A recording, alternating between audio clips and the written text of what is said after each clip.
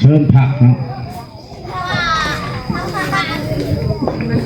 ทายสบายดีพ่อแม่พี่น้องเบิดสุขูสุขคนเมื่อนี่มาส่งร้านสอบเซ็งจบภาคเรียน2พ่อแม่พี่น้องอยู่ที่บ้านตะแล้วเก่าเลย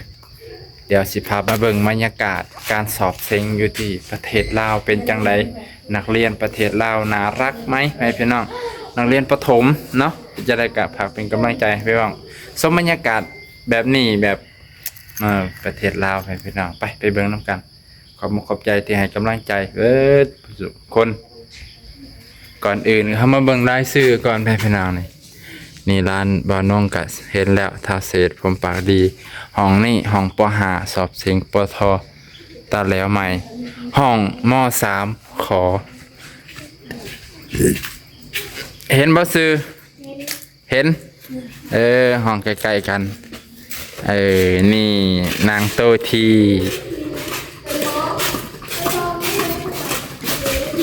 แต่บ่ฮู้ว่าสิอยู่ห้องอยู่โต๊ะใดโต๊ะเขาเจ้าบ่มีเบอร์ดอกเนาะมีแต่ห้องเขาเจ้าบ่มีเบอร์ดอกสวัสดีจ้านักเรียนเอ้าอายปุ๊บแล้วนี่ท่านนี่ก็มีหลายแผ่นเป็นหลักท่านว่านี่ดิห้องนี่เบิ่งนักเรียนเบิ่งโต๊ะเขาเจ้าให้พี่น้องโต๊ะเขาเจ้าสอบเซ็ง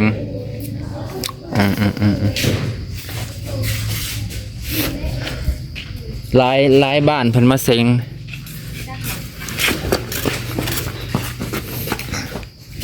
จักบ้านได้แน่เขาเจ้ามานี่เบิ่งบรรยากาศไปพี่น้องข้างในห้องสอบเซ็งห้องพระเจ้าโอ้มีฮอตนี่เด้อนี่ไว้บอร์ด Sunday Monday Tuesday Wednesday พุ่นน่ะเมื่อยเดย์มื้อนี้ก็สิเมื่อยเดย์เลยมื้อนี้ เนาะมื้อสอบเซ็งนี่เมื่อยเดย์เลยมื้อนี้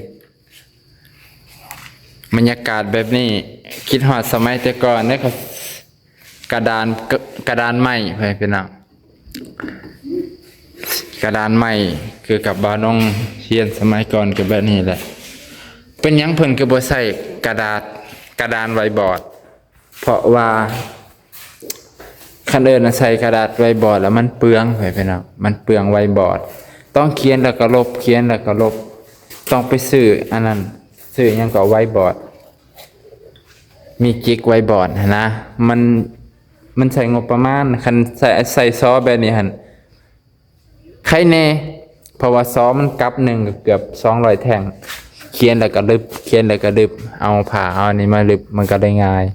ตามความคิดของบ้านน้องเพราะว่าบ้านน้องเคยเห็นอยู่ในโรงเรียนเที่ยวที่ซื้ออันไว้บอร์ดนั่นแหละมึงเธอก็ลบแล้วมันก็บ่อยากออกปานใดปุ๊จักบ่ฮู้อันนักเรียนมาแต่บ้านใดอันอยากถามเพิ่นแต่ครับบ่กล้าเขาอายกล่องให้พี่น้องเด็กน้อยเนาะคือบ่ว่าแหละ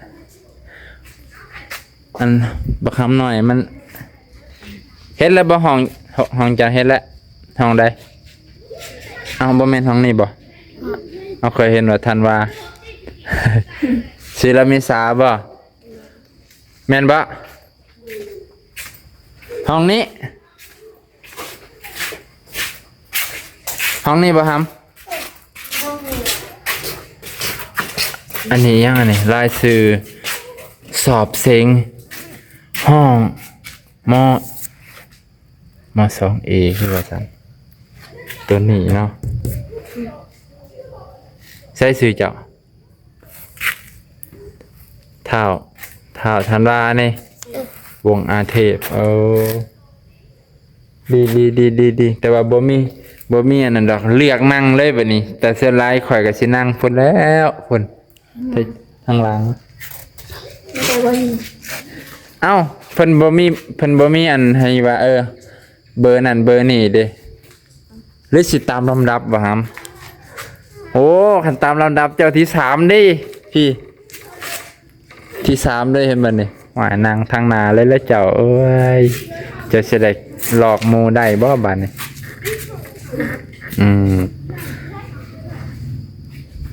บรรยากาศโรงเรียนเพิ่นเป็นอันนี้เพิ่นฮักเฮ็ดอิหยังบ่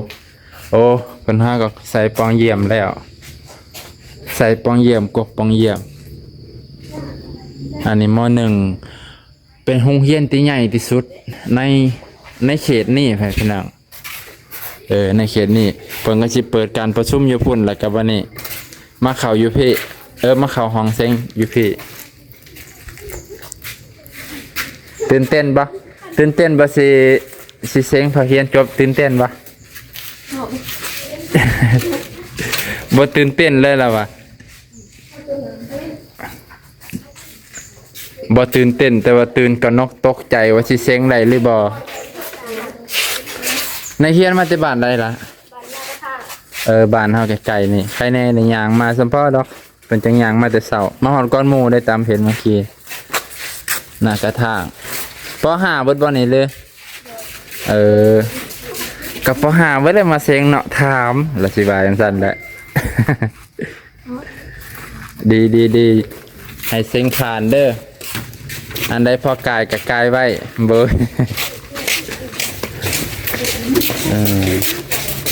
ห้องละ18คน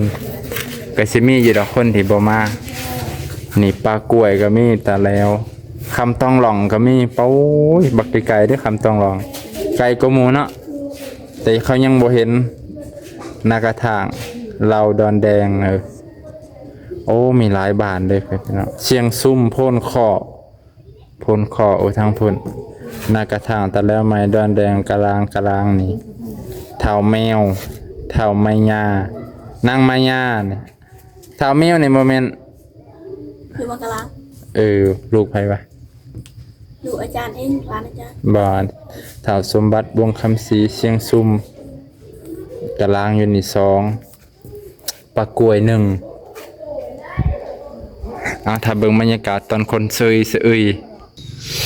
ฝากพี่น้องบรรยากาศในช่วงเช้าของวันที่26เบิ่งแม่โรงเรียนพี่น้องบรรยากาศโรงเรียนเนี่ยก็ใหญ่เด้อพี่น้องเขียนนี่โรงเรียนใหญ่พอสมควรมี4อาคารฝั่งนี้ก็แม่นอันนี้จะเป็นห้องที่ว่าการของผอ.แล้วมั้งคิดว่าทางนี้ก็แม่นพี่น้องใหญ่เลยโรงเรียนบ้านเชื่อแล้วมันเป็นโรงเรียนของม.ปลายมัธยมต้นนี่แหละม.1 ฮอดม.4 หรือฮอดม.6ก็บ่แน่ใจเพราะว่าโรงเรียนก็ใหญ่พอสมควรลักทุ่งก็บ่มีพี่น้องมื้อสอบเซ็งน่าจะมีเสาธงพอได้มาเคารพธงชาติก่อนแต่ว่าเขาเจ้าสิไปเปิดพุ่นแหละเปิดห้องประชุมอยู่พุ่นก่อนดีแต่วันนี้เนี่ยมันมีหบต้นบักใหญ่พี่น้องผมต้นใหม่อันท่านนี่ก็ต้นกระบอกพี่ต้นกระบอกหลายปีเติบต้นกระบอกเก่าแก่ท่านนี่เป็นต้นไห้กับต้นเปื่อยต้นไห้มันโอบไว้พี่น้องมันเลียดให้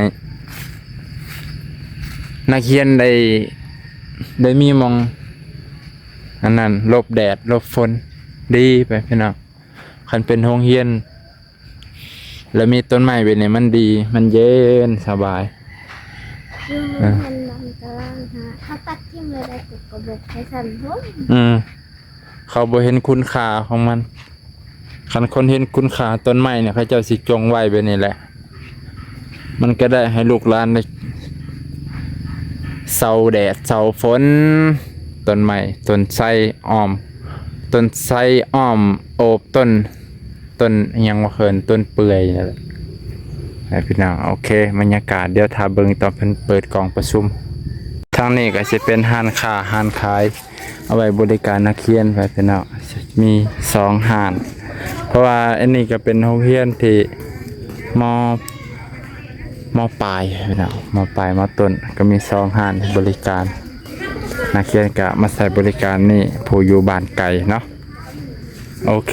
พี่น้องเราก็จะได้จบเพียงเท่านี้ เด้อนักเรียนก็มาเบิดสู่บ้านแล้วแหละบัดนี้ก็เขาเจ้าก็หาห้องเซ็งแต่ละคนก็หาเจอหาพ่อเบิดแล้วแถวนี้ก็จะเป็นห้องเซ็งเบิดอาคารตัวนี้ห้องสอบเซ็ง พุ่นนักเรียนเด็กน้อยบ้านเบานงแต่นี่ก็สิเป็นบ้านไผบ้านมันไผเป็นเอากลุ่มไผกลุ่มมันบ้านไผบ้านมันก็เจ้าก็ย่างตามกลุ่มไผกลุ่มมันนะไปเป็นเอาก็สิมีครูเพิ่นก็มาติวดีแต่ว่าโรงเรียนเพิ่นนี่ปลูกต้นมะม่วงไว้เบิดเลยเป็นเอาต้นมะม่วงเอาไว้กินดีเอาไปพี่น้อง เอาซึ้งๆเนาะขนาดน้ำห้องยืนเป็นหนักถามทีเลยหลุดเนาะปิดหนัก บางโรงเรียนเพิ่นก็ขี่รถใหญ่แบบนี้มาให้เป็นเอาเพราะว่ามันไกลเพิ่นก็ได้ต้องขี่รถใหญ่รวมๆกันขี่รถคันเดียวแล้วก็เพื่อใบสิ้นเปลืองให้เป็นเอาตอนนี้ครูเพิ่นกำลังแจกใบสอบเซ็งเข้าห้องแจกใบเพิ่นว่าตัวเขาเซ็งตัวเขาสอบไปเพิ่นน่ะแต่ละโรงเรียนครูเพิ่นก็สิได้ให้นักเรียนประจำตัวไว้คือกับบัตรประจำตัวเขาสอบเซ็งให้เพิ่นน่ะ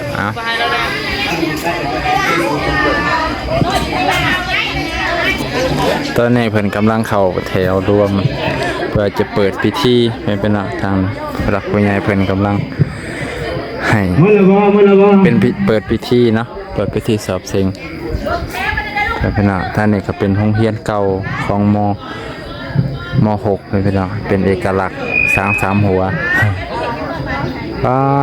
หลายเติบหลายบ้านมาร่วมกันหลายบ้านหลายบ้านมีแต่ป.5สอบเซ็งจบสั้นขันบ่มีต้นไม้เนี่ยโอ้ยห่อนเลยเขาดีของต้นไม้ไปพี่น้องนี่แหละมาชมบรรยากาศนำกันเป็นกำลังจัดแถวอีกหลายบ้านที่ยังบ่ได้มา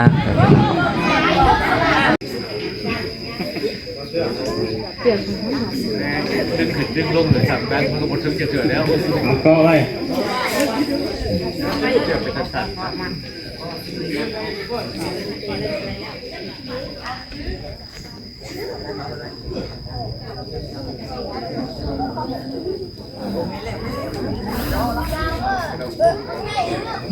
เชิญผักเนาะ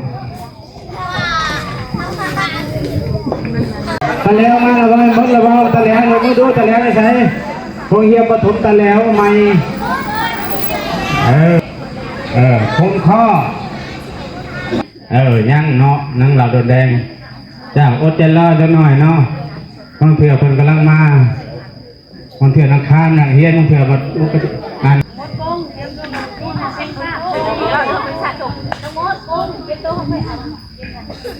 กันกับพิธีกรอยู่ไหนเชิญกันเชิญ